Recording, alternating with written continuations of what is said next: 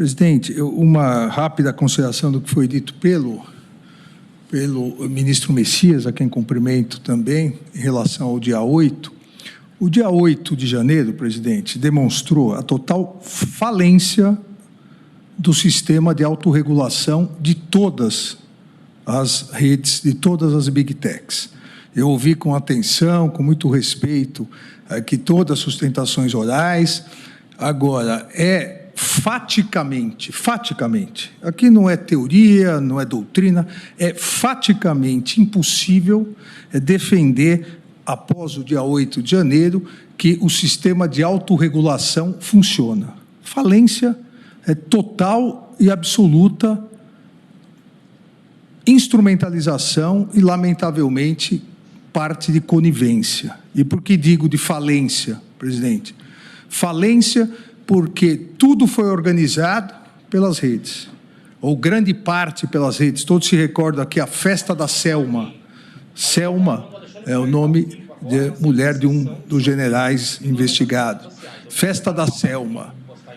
Depois, e que foi dito pelo eminente advogado-geral da União, no dia, a Praça dos Três Poderes invadida, o Supremo sendo destruído, o Congresso sendo destruído, o Palácio do Planalto, as pessoas fazendo vídeo, postando nas redes sociais, chamando mais gente para destruir, e as redes sociais não retiraram nada. Por quê?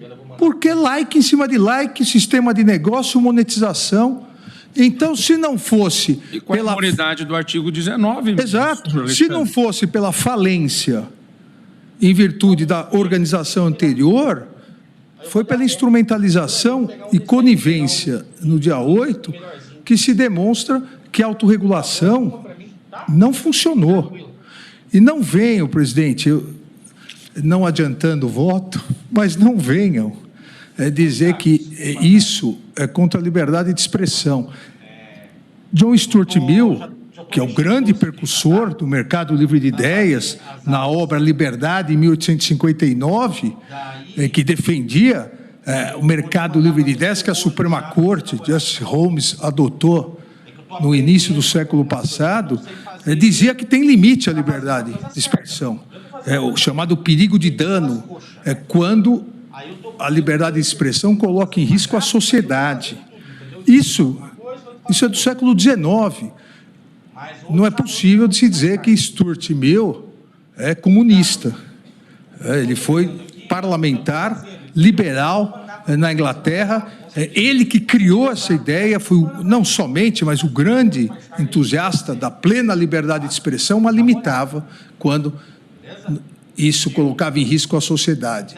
Então, se a autorregulação se escondeu atrás do artigo 19, realmente algo deve ser pensado. Por isso que parabenizo Vossa Excelência por trazer em julgamento, eu diria, o julgamento mais importante desse ano no Supremo Tribunal Federal, e parabenizo ambos os relatores, ministro Toffoli e ministro Fux, por liberarem logo essa questão, para que nós possamos nos debruçar nela e que também na seara eleitoral, ministra Carmen, que nas próximas eleições o ministro Cássio, que as presidirá, tenha um pouco mais de facilidade do que nós tivemos nessas eleições. Obrigado, presidente. Por favor. Presidente, se Vossa Excelência me permite, este último episódio em frente ao nosso prédio também estava nas redes a postagem da pessoa atacando o Supremo, dizendo que ia fazer alguma coisa, e não se conseguiu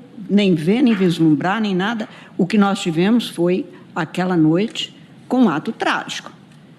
Trágico institucionalmente, pessoalmente, de toda a natureza. Então, isto foi, não tem um mês, eu acho, Exato. 3 semanas. E ministra Carmen, também se me permite, presidente, e não se diga que tecnologicamente não é possível, porque em relação, sabemos todos, à pornografia infantil, pedofilia e direitos autorais, a inteligência artificial, os algoritmos, retira, antes de um like, 93% das postagens. E os 7% seguintes são encaminhados à Comissão de Seres Humanos. Então, é possível tecnologicamente, o que não houve e não vem havendo empenho em relação a isso. Obrigado, presidente.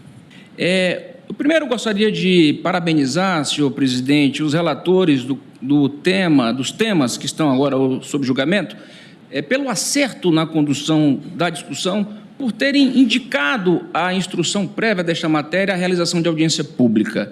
Foi um momento muito oportuno, muito rico, e que nós tivemos a oportunidade de participar, representando a União, e certamente trouxe contribuições muito importantes também, para além, obviamente, deste julgamento, a discussão da matéria.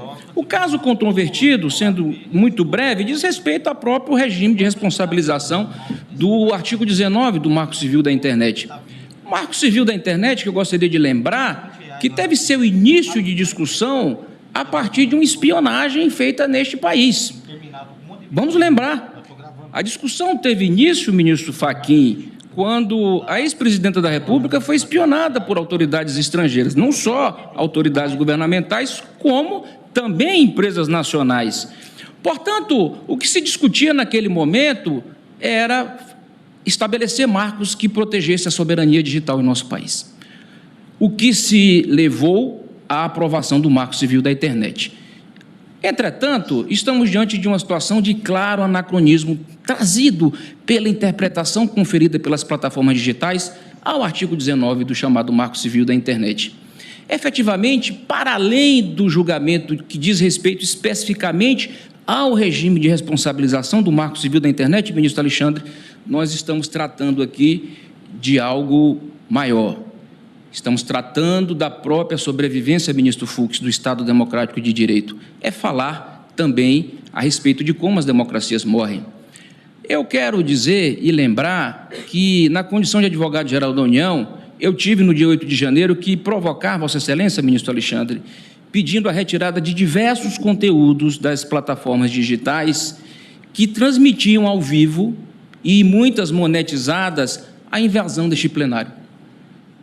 A invasão do Congresso Nacional, a invasão do Palácio do Planalto. Muitas monetizadas, que só retiraram efetivamente os conteúdos a partir da ordem de Vossa Excelência, ministro Alexandre. Estamos falando, ministro Toffoli, de um ambiente de infodemia que tomou conta do nosso país. Um ecossistema de desinformação que, para além de trazer prejuízos econômicos, como ouvimos aqui há pouco do representante do Instituto de Defesa do Varejo, traz prejuízos à qualidade da nossa democracia. E disso, essencialmente, que nós estamos tratando aqui neste contexto. O fato é que a imunidade trazida pelo artigo 19 do Marco Civil da Internet, imunidade esta que tem sido utilizada pelas plataformas digitais para uma conduta absolutamente omissa e que tem levado a um déficit da nossa qualidade democrática.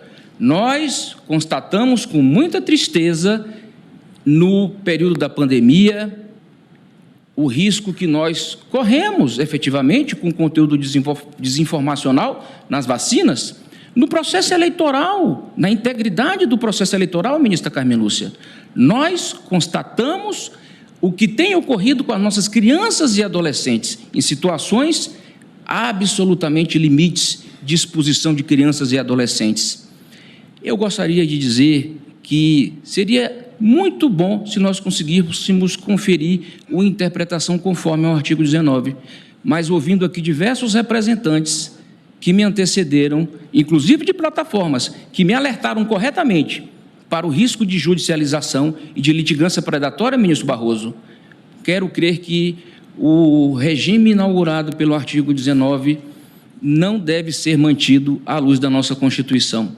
E quero também trazer aqui um elemento muito importante que me pareceu muito caro, ouvindo aqui representantes das redes sociais.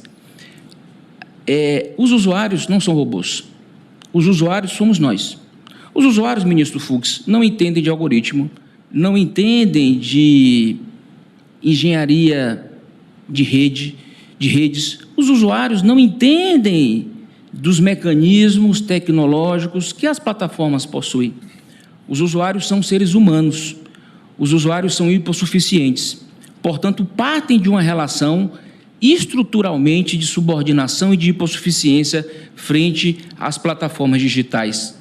Portanto, a União pugna pela declaração de inconstitucionalidade do artigo 19 Eventualmente, caso esta Suprema Corte entenda por conferir interpretação conforme, oferecemos muito humildemente uma opção para reflexão de balizas oportunamente apresentadas em nosso memorial. Muito obrigado.